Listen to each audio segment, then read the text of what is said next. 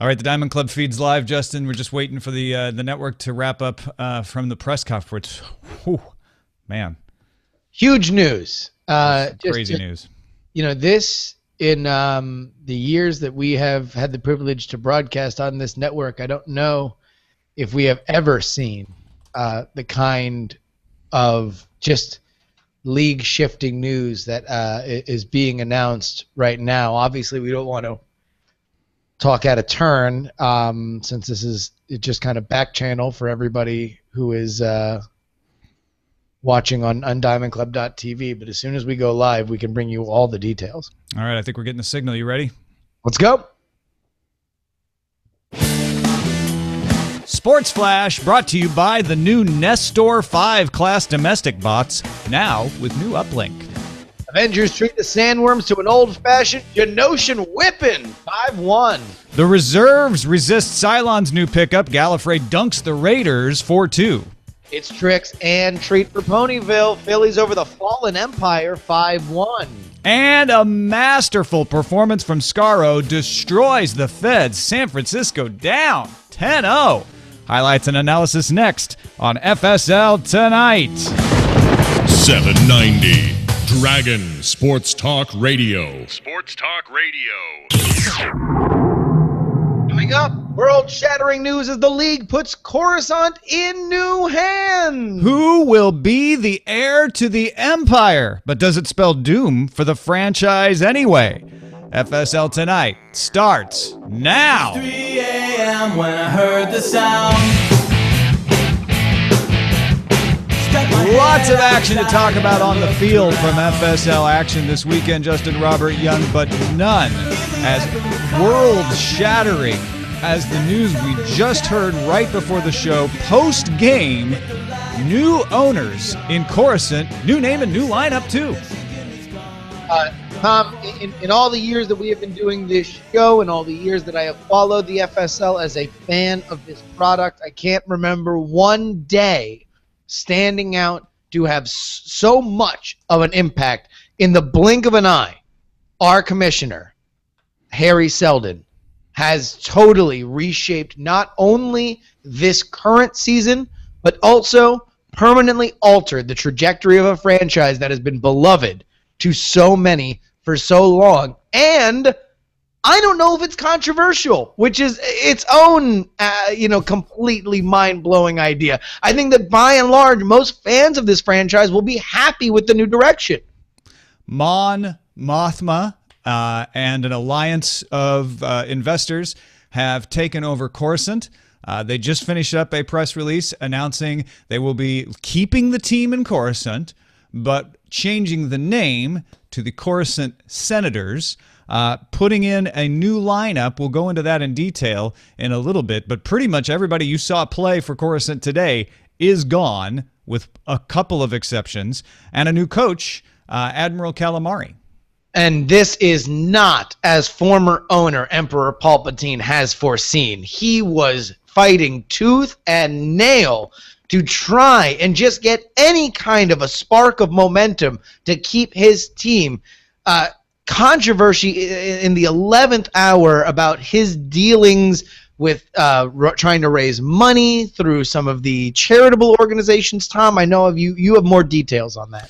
Yeah, what looks like happened is at the last minute, and in fact, even during the press conference, apparently, the Emperor was shifting money around using front companies and apparently at one point emptied out the resources of the franchise's Bothan Relief Fund, bringing that organization and all its good works to a stop, which is a tragedy if you've been following that crisis. That is going to impact lives immediately because he did that, losing any sympathy he may have had remaining, if he had any at all. Here's an excerpt from the very end of Mon Mothma's press conference addressing that situation. Yeah, in response to a question about these 11th hour maneuvers by the Emperor. And we'll let it continue into the introduction of Admiral Akbar briefly before we come back. But most important of all, we've learned that the Emperor himself is personally overseeing the final stages. The Emperor's made a critical error. Many Bothans died. Admiral Akbar, please. You can see here the forest moon of Endor. Now, I cut it off there because as many followers of Coach Akbar know, he can be a little long-winded going into the history of the team, what it's been doing on Endor, but bringing up from those Endor Ewoks, we've got Luke Skywalker, we've got Leia Organa, we have Han Solo, Chewbacca, R2-D2, C-3PO. However, Mara Jade staying on the franchise. And we talked about this last week about whether or not she was a candidate to stay on. Obviously has chemistry. We don't know how productive the chemistry is or will be with Luke Skywalker, but there certainly is a cooperation that seems natural between the two of them. However, let's go ahead and pour out a little for those who we will never see again in a Coruscant uniform, really the last of the Empire. Grand Moff Tarkin, Anakin Vader Skywalker, both the Fets, Grand Admiral Thrawn, General Grievous, and Maximilian Veers. See you later. They are not only off this team, but I think the question is, will we see any of these players in an FSL setting again? Yeah, it's a big question. A lot of people are even asking about Mara Jade, although she is provisionally on this team. Will they extend her universal contract into the next season, or is this just a stopgap measure for now? And listen, they got the team that played today, just so there's no confusion, was the last of the Empire. That's right. Regs. This was the last command, if you will. An absolute final showdown for these Empire players, and they really did not show up. Although you can't necessarily blame them for their motivation. The reports are now that they knew that this was coming to a close before they even started playing this game. But going forward, I think, if you look at a guy who's as legendary as Anakin Skywalker, I think he's done. He's done. I mean, like, who's going to pick up Anakin Skywalker at this point in his career?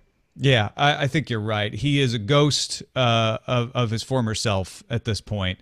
I think you might see Coruscant bring him on as an advisor in some sort of capacity. I mean, maybe more of a shadow advisor. Sure. Somebody who's not really there.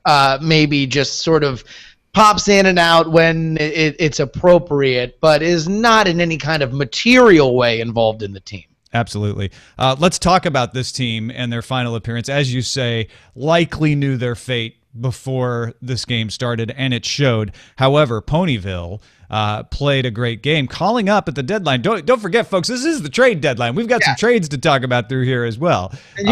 This was, this by far is the biggest transactional news that we have today. If you see all the players that were brought up, this happened after the trade deadline. So there is no ability for them to add anybody. The only options that the Coruscant Senators had to complete their team, which by the way is still in the playoff hunt, even though they lost today, even though they are under 500, the East is so bad that they are still in the hunt for playoff contention. And the only options they had to rebuild this roster, essentially from scratch, aside from Mara Jade, was who they brought up from Endor and who they could salvage off that current roster, which was one person.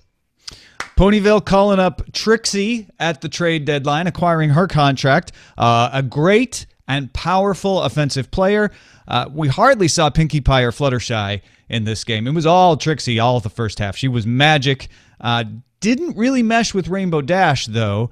Vader, playing like a bear in the second half, seemed to scare Trixie off a little bit, but Twilight Sparkle picked things up and brought it to a good ending for Ponyville. The Phillies played a solid game here, Justin. I think even you have to admit that.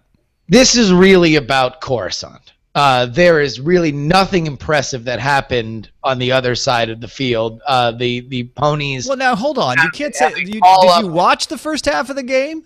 It's Trixie is yet another one of these one-trick pony players. She is not exactly constituted for 60 minutes of action. Well, now I see your point. She's a little bit of a showboat, very boastful. But this team came together. Some of your former selves, Tom. I mean, at this point, without the fear and specter of the Empire, Anakin Skywalker was playing essentially unmasked, gasping for air out there. Boba Fett was. It looked like he had one foot in the Sarlacc pit the entire game. Grand Admiral Thrawn was just sort of, glued to the bench, sitting there anticlimactically at the end of what should have been an epic trilogy for him. This was just a complete no-show by the Coruscant Empire. I don't blame them for doing it. This is an unprecedented situation. But to look at this as any kind of achievement by the Ponyville Phillies, well, now hold on, just foolhardy. I don't disagree with you that Coruscant was in disarray, that they were essentially leaderless.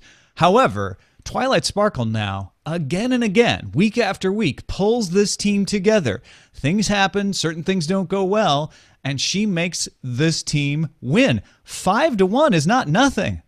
This is a team that's 3-3. They'd be in second place if they were in the East. I mean, they found the exhaust port for the Empire, and it's a long time that this particular version of that Death Star offense finally scatters into the ether. It's fine, whatever. Yeah, you can make excuses all you want. Oh, they found the exhaust port this time. Well, the team really wasn't complete that time. Oh, it was the lower part of the game that really upended Coruscant. But the fact is, a team has to execute on all those things, and Ponyville did that. We are getting from the live feedback of folks watching us. Again, we are live on DiamondClub.tv, the video streaming home of Dragon Sports Talk Radio. That Trixie is a locker room cancer and will spell doom going forward for the Ponyville Phillies. Tom? I would agree on what we saw in that first half, and that I think just proves my point that Twilight Sparkle is an incredible team leader, can always pull this team together, can get the best out of Rainbow Dash, can get the best out of Pinkie Pie and Fluttershy, and pull it off. We've seen it time and again. 3-3. 500. Granted, I'm not saying they're running away with a championship here, but they're playing respectable ball. Next week, Ponyville plays the San Francisco Federation. Now, they are a team in turmoil. They are not a team literally imploding. So we will see how well they do when their opposition is not completely disintegrating before their eyes in the most unilateral move by the commissioner of this league in the history of its existence. I don't know. It looks to me on the scoreboard like San Francisco lost a lot worse than Coruscant. I'd almost say that the Empire were a tougher opponent this week. Well, listen, them doing the Empire doing their grand finale might have stood a better chance against that Scaro team, but we will get back to them in a second. Yeah, let's talk about the New York Avengers beating Arrakis really quickly. The Avengers now, somebody that is running away with it, 5-1. They would be tied for first in the West with Galifrey and Scaro, but they are running away with it in the East. Leto looked trapped to me, Justin. This team is running out of real estate, the Arrakis Sandworms. Their golden path, or whatever they were calling it at the beginning of the season, really seems to be doomed. After the trade deadline, you really have a hard time not looking toward the finish line and understanding which teams have a shot, which ones don't. The Arrakis Sandworms seem doomed to relegation. Winless. They haven't put a single number in the win column. No, and they are in an extraordinarily tough division with Galifrey and Scaro.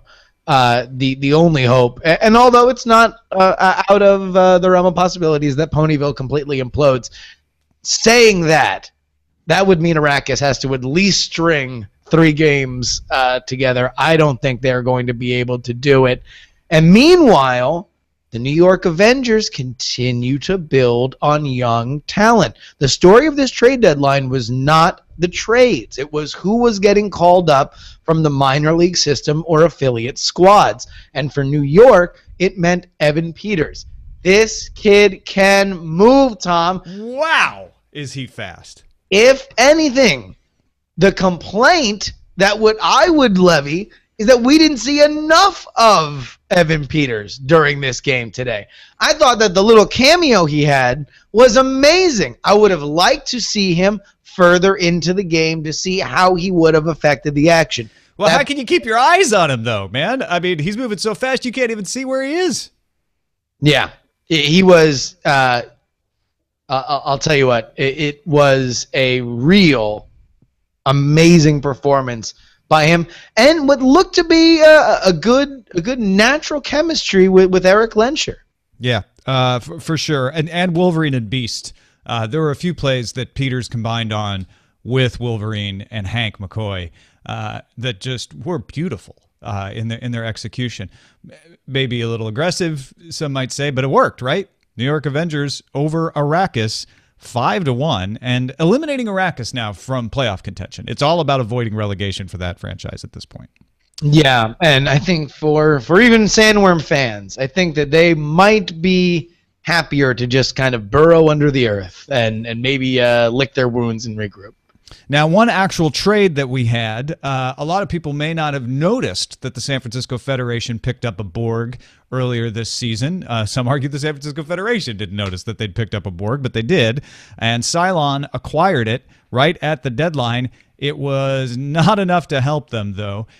Interesting dynamic going on with Galifrey, who were in control of this game from the beginning, but not the players contributing that you would normally see.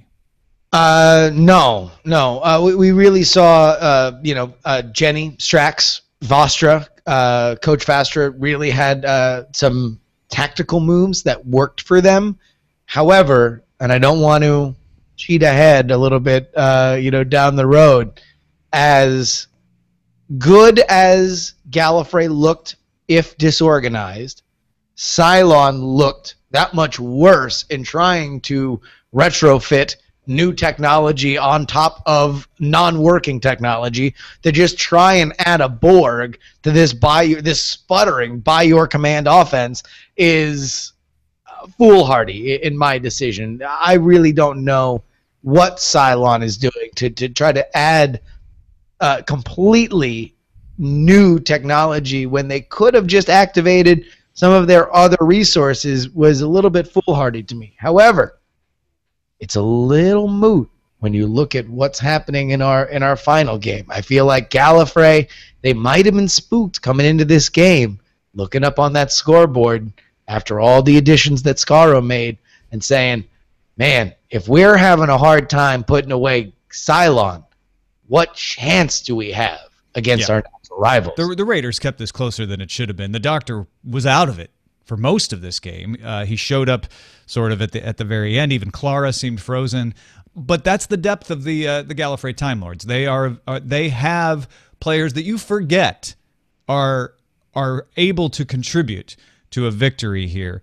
And you know they were watching that scoreboard. You're absolutely right. It doesn't take a great intelligence to realize that this is a team that will need to dig deep to find how to beat their rivals in Scaro. Now, Cylon starting to trust Simon O'Neill more. That was one thing that I noticed here. Not sure if that's enough, but it's some small amount of progress. Well, again, what can be said? You had Cylon, Coruscant, San Francisco all take losses today, and yet they are all a game out of the playoffs. Yeah, it's tight. So, it's tight in the East. The best the best gift that any of them could give to each other, they have done. They all continue to lose in lockstep, and one of them is going to make the playoffs. They're going to get crushed by the Avengers, and they will have that right, but they will at least be able to say that they were a 2014 playoff team. Now, Scaro made some great pickups at the deadline. The Master, first and foremost here, a Jadoon, a Silurian, a Centauran, some Roboforms, Slovene, Zygons, all on the roster now. This is an all-star team, Justin. This, and I think I remember seeing one of the tabloids from Scaro, the big block headline, "Silence has fallen." That is what the league has. That is the league's reaction to these Scaro pickups. They are formidable. This is the greatest collection of talent we have seen in this league. Better than Mordor at their best. Better than the Federation when they won last year with the combined squads. This is an absolute powerhouse of a team. They have filled every hole. And it showed. This was a rout, 10-0. I have to say, it took Captain Picard a while to realize just how much of a rout this was before he abandoned ship and put in the subs. Talk that he has pushed the self-destruct button on this season now in despair after this game. Well, we can get to San Francisco in a second. They are listen. They're still in the hunt.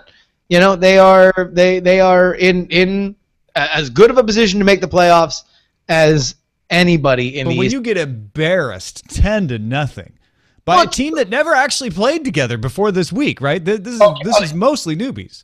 Yeah, true. And San Francisco should have shown up more. However, if you are going to take something back to San Francisco, back to the academy, draw it up on the big board, and make everybody watch it and say, hey, listen, we got embarrassed here. I think this might be more of a blessing than a curse for San Francisco. Of those three teams that are bunched up, San Francisco is the only one that I could legitimately make a claim to say they could beat the New York Avengers in a playoff game. In a one-off scenario, they can make some noise. I can't say that for the newly rebuilt Coruscant Senators, and I can't say that certainly for the Cylon Raiders.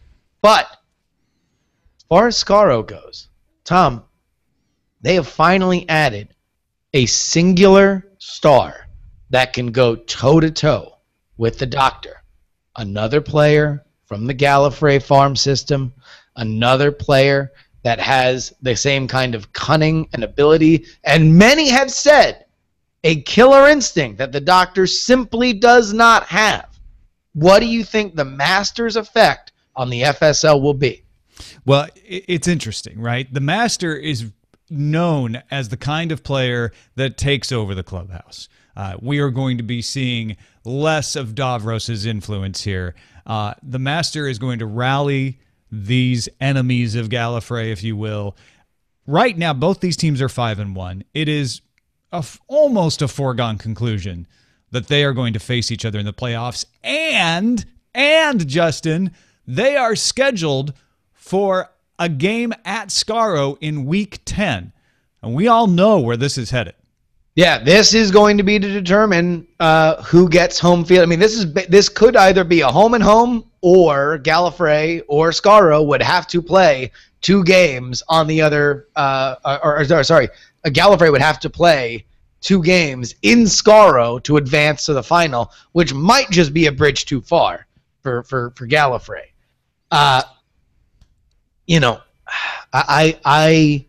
I'm surprised, to be honest with you, Tom.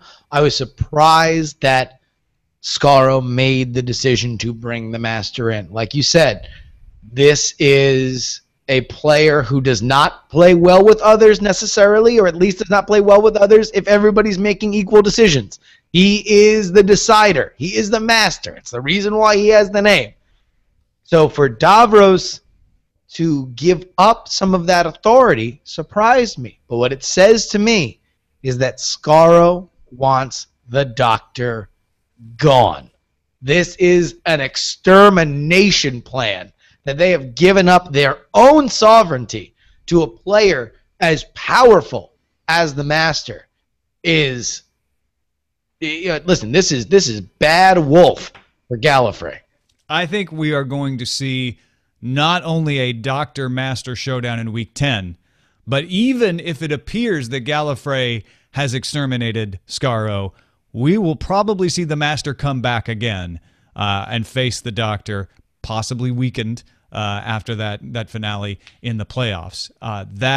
That is a scenario that I don't think, I think you're too hard on Ponyville, but at the same time, I just don't see them being able to dislodge either one of these teams from the top of the West. Yeah, and this is just the trade deadline. However, I think we know, with a question of who comes in the catbird seat for home field, we know how the West is going to turn out. We know Arrakis is going out. We know Ponyville will stay in the league unless they implode, which is, of course, well within the realm of possibility for Ponyville, considering they're an embarrassment. But Skaro and Galifrey are really, I mean, they're not only the cream of this division, they're the cream of this league. And you can make an argument they're the cream all time as far as the history of this league goes. Next week, Scaro faces off at Coruscant. The new-look Coruscant Senators will have a chance to show their stuff against arguably the best team in the league, if not one of the best teams in the league, certainly. Well, it really is unfortunate for Coruscant that they have to immediately step out of the frying pan and into the fire playing a Scaro team that has looked tougher than they ever have before. But let's not forget, Coruscant is a team that has played together before. They've made noise in this league before. The core of this team has, as Rebels, done very well. Let's see if they can operate just as effectively as Senators, but I don't think it's going to be enough. Scaro is really just overpowered. Scaro's the easy pick there.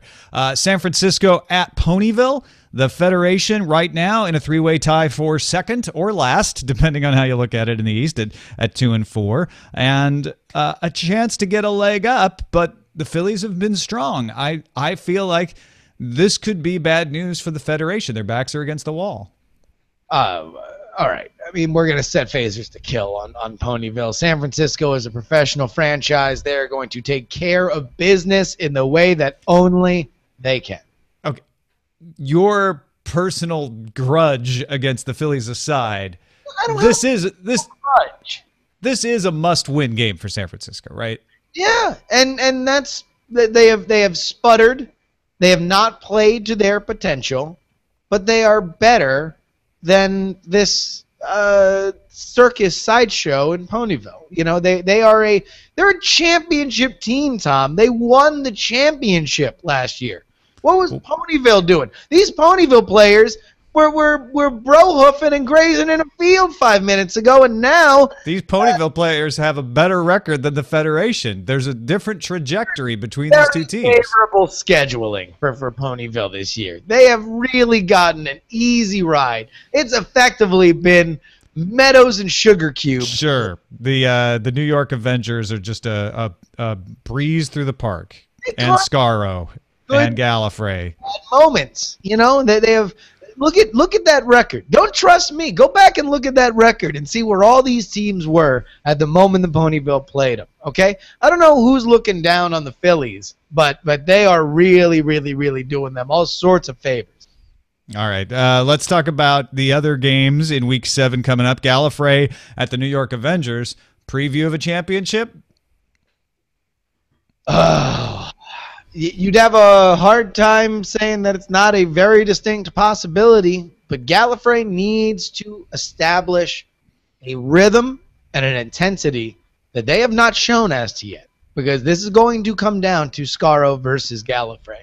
And if they don't sharpen their skills against top-tier talent like the Avengers, then this is going to be a slaughter. Yeah, they're going to need every slice of brain power from the doctor, every ounce of ingenuity from Clara, and even that might not be enough. This is definitely the game of the week. And as far as New York goes, you got to wonder whether or not, you know, Xavier starts to tinker with the lineup a little bit, understanding that they're effectively, you know, in the Blackbird cruising to a playoff berth. Yeah. Final game of Week 7, you can skip, in my opinion. It's Arrakis at Cylon. I mean, the Raiders are 2-4. They arguably are still in this, for sure, and arguably are just going to stomp all over the Arrakis Sandworms. So I don't know why you'd waste your time unless you're a Cylon or Arrakis fan on this one. You think Arrakis goes 0-10? Well... It's time to start talking about it. Yeah, right? I mean, where are they going to get a win? Maybe this is the only chance for them, but I don't see how they get a win even against the Raiders. The Raiders have their problems, as we have seen, but they are a team that can win when they come together. Yeah. We'll see. I mean, I think the less said about this one, the better. That is it for a look ahead at FSL tonight. in the coming weeks. We are going to stick around on the live feed to take your questions, to talk about the implications for the new look Coruscant Senators. But until next week for FSL Tonight, Justin Robert Young, we got to let him play the games, right? What a week! We'll see you next time. Stuck my head outside and I looked around. 790 Dragon Sports Talk Radio. Sports Talk Radio. Tom Aaron, Justin Robert Young on Dragon Sports Talk Radio, post FSL Tonight, ready to take your calls and your comments. Of course, we got lots to talk about. We got the trade deadline. We've got the fate of teams like Arrakis and teams like Galifrey in New York. But the big news is Mon Mothma's takeover of the Coruscant Senators, the sale of the franchise to an alliance of investors that will now bring on a new lineup. Mara Jade, the only real holdover from the Coruscant Empire that played earlier today. For the last time, they are now out of the league. The Coruscant Senators have officially been installed. And for many fans of this franchise, it's a yub-nub moment. You know, this is in many ways the triumph of the Ewoks. They were, the core of this team played on Endor before they were called up to Coruscant. It's been an explosive series of events that has led them to this point. But now the real problem begins, because the Senators do not come in and get to rest on their laurels, no matter how happy they might be to be back in FSL action. They're right in the middle of a playoff hunt, and I don't know if the team as currently constituted and hamstrung by the fact that they have taken over this team after the trade deadline can really make a push. It's the kind of thing as a Coruscant fan that maybe is a little too much. You're embarrassed by your owner. You understand that he needs to go. You want the team to continue, and you want the team to win. But do you want the team to continue and to win with the players you've come to cheer for? Is this too much? Is this too much change to deal with? Especially considering that the Rebels were the natural rival to the Empire only 2 seasons ago. You know? If you were in a Coruscant, if you were in the stadium in Coruscant, you were used to rooting against Luke Skywalker and Han Solo. Now all of a sudden they are your team. But at the same time, you can't have seen those players do the kind of damage that they did to your team and not at least have a bit of respect for it. Maybe, from what I'm hearing, this is not a move that a lot of people are mad about in Coruscant. They know these are known quantities, and they are players that are closer to their prime than Anakin was, than Boba Fett was, than Grand Admiral Thrawn. And there's a certain tradition at play here.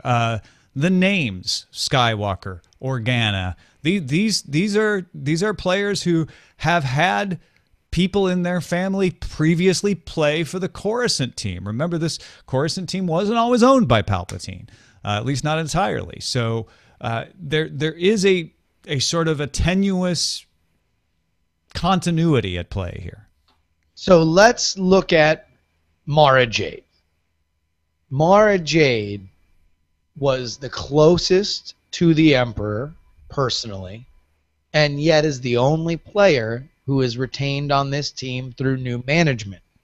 The question internally, from what I am hearing, is if A, she can be trusted, but B, would they regret not putting her on the team considering the lack of firepower that they have in the middle of the season? Right. This is a player that was brought on by General Manager Zahn in previous seasons. It is a player that is beloved by all stripes of Coruscant fans, even with some respect from the old Alderaan fans. And it is a question. Are we going to see her in the future of this franchise? We've got a caller on the line. I don't know if your comment is about this or something else, but go ahead, caller. You're on FSL Tonight, open line. Hey, Tom. Hey, Justin. Great show as always. Love the show. Just one thing about Coruscant. A couple of things, actually. One, I'm a little disappointed that Anakin didn't get a chance with this team. I thought that we might have been able to see the redemption of Anakin Skywalker, and I say that as Anakin Skywalker, not Darth Vader. I'm a little disappointed that he didn't get that chance. I was kind of hoping that with the new regime that Anakin might have seen the light. That was a little disappointing. And also, I said it early on. This game, it was a trap. It was a trap. Ponyville came in and they stole one. Hate to admit it, I'm right with Justin when it comes to Ponyville, but they came in and they stole one. And no excuses. Coruscant wasn't ready. And just another thing about San Francisco. I don't know what's happening in San Francisco right now, but Jean-Luc Picard and Guinan, the bench coach, they better get it together. Because next week against Ponyville, oh no. No. The line must be drawn here. This far, no further. Because if something happens in Ponyville, against Ponyville next week, I would not be surprised if the San Francisco organization might start giving Ben Sisko a call, because that would be unacceptable as a San Francisco fan. All right. Well, thank you very much, caller. Let's go ahead and answer those in order. I have spoken to people close to Anakin Skywalker, and it is not an uncommon concern that they wanted to see him at least get a shot with the new Coruscant Senders. And from what I have heard, there was interest in Coruscant bringing or retaining him, as well as Mara Jade, at least on a fill-in basis. But to be honest with you, and this is directly from Anakin's camp, he's burnt out. He just wants to lay down and just be done with this season and maybe even this career. He's not the player that he was, and I think this has been a fitting end to what has been a tumultuous career. And look at it from the Emperor's point of view. Darth Vader, Anakin Skywalker, was the league-appointed custodian of this transaction. I mean, in effect, he just picked up the Emperor and tossed him and gave this team to the Alliance. As far as San Francisco goes, yeah, they have to start playing like a champion. They have to start playing up to their potential. Because as critical as I have been of the Ponyville Phillies, they have won games that have broken their way. San Francisco has lost games that have broken their way. And yeah, Ponyville's going to come in and put hooves on the ground. You can disrespect them. In fact, that's probably what Ponyville would like, is they want their opponents to underestimate them. That said, I think Picard has shown some uncharacteristic inflexibility of late. That line that our caller quoted here, the line must be drawn here, no further, is emblematic of, and Picard said that himself, of his loss of a grasp of the situation he's in. And I think this week was a wake-up call for Picard. It may take him another week to figure his way out of this, but he realizes that he was fighting a losing battle up until this point, and he needs to regroup. For the Federation, they are an organization that has put the franchise ahead of the players. We will see the San Francisco Federation continue to be a great squad going forward. The question is whether or not Jean-Luc Picard has been an effective enough leader this season to really make waves. Because right across the field, you know, across that division, you see somebody that looks like, you know, maybe not a younger version of Picard, but a little bit wiser, a little bit more of a tactician in Charles Xavier. Yeah, absolutely. Or look internally. You know that Riker is ready to take over that seat. He's on the ground with his own strategy here. And he is ready to sit down in a very unique way and figure out how to win. Absolutely. All right. Coruscant Senators. You figure you've got Luke Skywalker, you've got Leia Organa, you've got Han Solo. The last time we saw these players together in the FSL, this team exploded. Now, what's going to be different this time? They, for lack of a better words, just need to stay on target.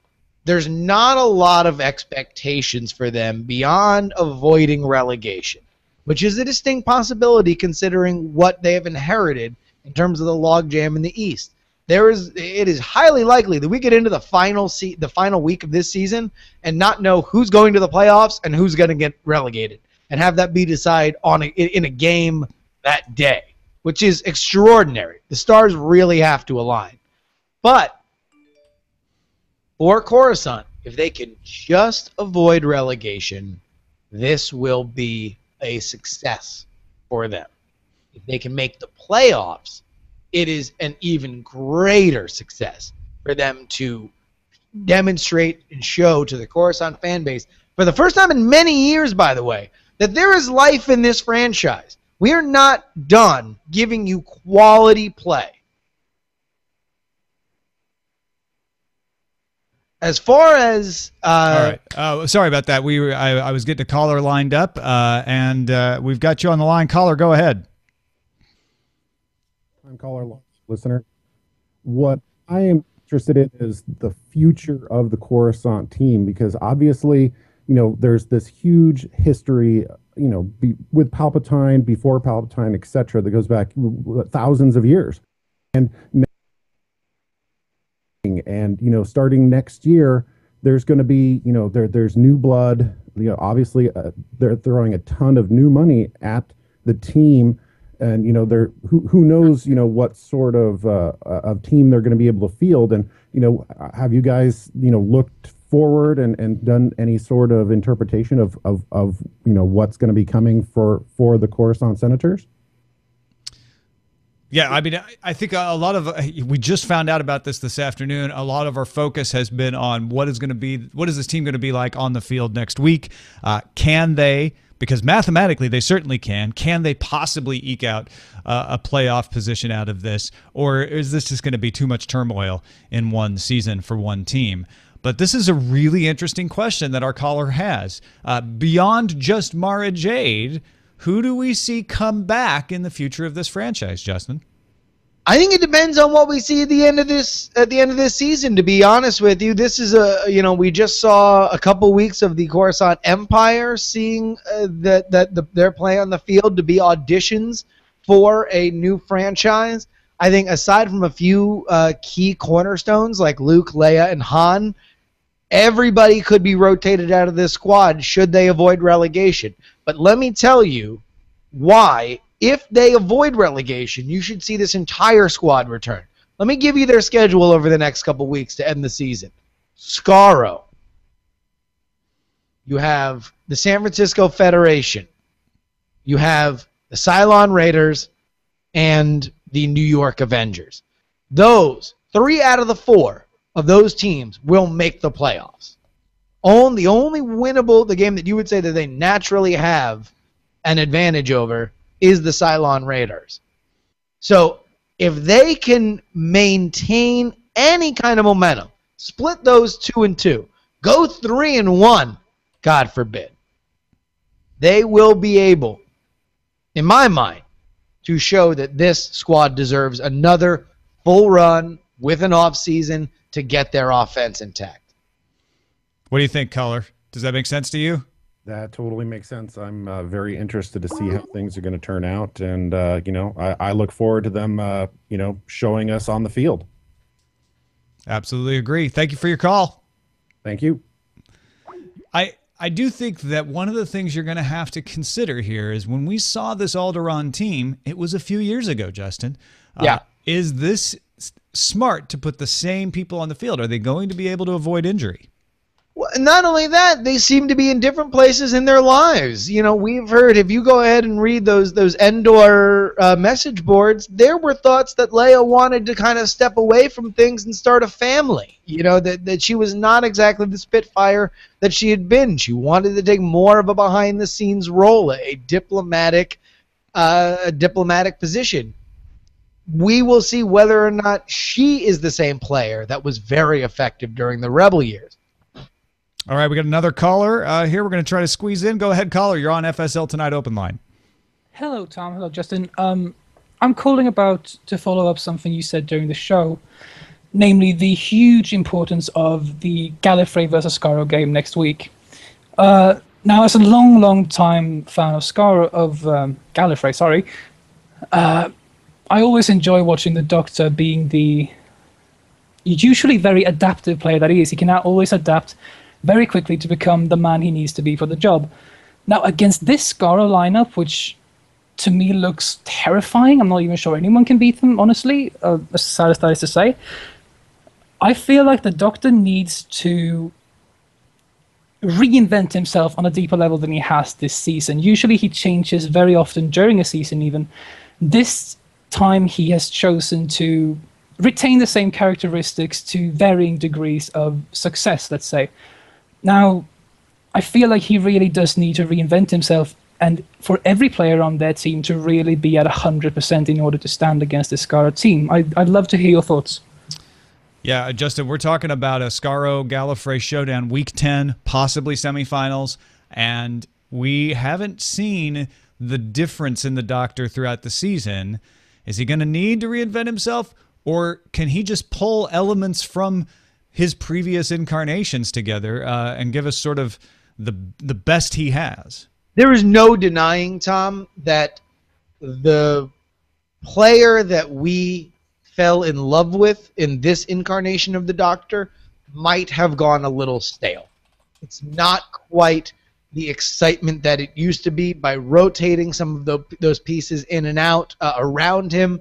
They have tried to keep things fresh, but it might be time for a reinvention. I don't know for sure. I know this, that if Galifrey does not finish this season ahead of Scaro, that the end of their year will be back-to-back games at Scaro with the current Scaro lineup. And I don't think that it's possible to beat that team 2 times at home. Especially with the amount of different threats that they've been able to combine to throw at Galifrey or the Doctor. I mean, they're almost one and the same at this point. And I think I don't know if the Doctor as we know him survives this season, Justin. I think it's a fair point. Well, and the question is for the Doctor, you know, how many times can he do this? How many times can he reinvent himself? There's been a lot of controversy there. How many times does he want to continue doing this? And is this version, which has delighted fans, to be sure, is he serious and focused enough to tackle this, his greatest threat? P. Delahanty in the chat room points out there's a clip on BBC Sports. Seems like the Doctor is asking himself if he's a good man. Maybe some self-doubt being sowed there. I don't know.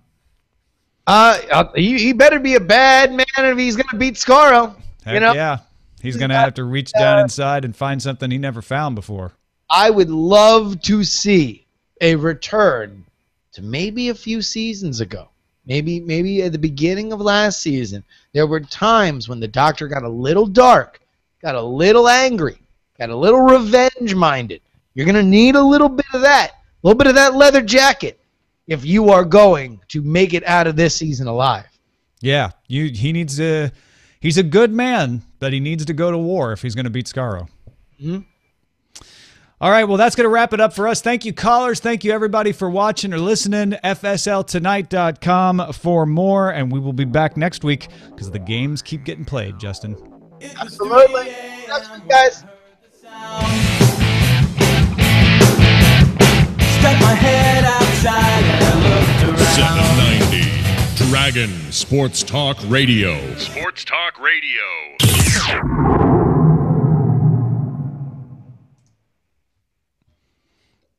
And we're off the network. Again, thanks, everybody, for hanging out with us today.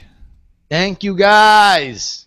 This is It is always amazing to see the callers just at a moment's notice for the FSL to be as amazing as they are. Yeah, you guys are fantastic. Thank you to every single person who called. If you were trying to call and you couldn't figure it out, I'll try to do a better job next time of putting instructions in for everybody so we can get you in. This is really fun to do. Oh my God, so good. Yeah, it's fantastic. So Justin and I jump in a little time travel machine here, and we'll talk to you next week.